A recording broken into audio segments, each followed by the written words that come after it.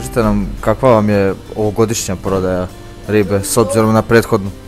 Pa dosta je slabija s obzirom na prethodnu godinu, zato što je takva situacija kakva je u zemlji trenutno, ali raduckamo, radimo. Manja je cena šarana, spustili smo ga sa 420 na 360, solidno je, može da se raducka. Ribu vam ljudi najčešće uzimaju? Pa najčešće ide šaran, tostolobik, uzima se i som koji ide ta smrznuta riba kao što je ti poslić, filet soma, pastrmka, skuša, uglavnom jedu sve. Da li ljudi koji dolaze, da li prate epidemiološke mere, da li nose maske? Mogu vam reći da poštuju, dosta poštuju i mnogo obraćaju pažnju na to što piše na ranji da može 2 mušterije unutra, stvarno poštuju, mogu reći da sačekaju napolju, onako, dobro su.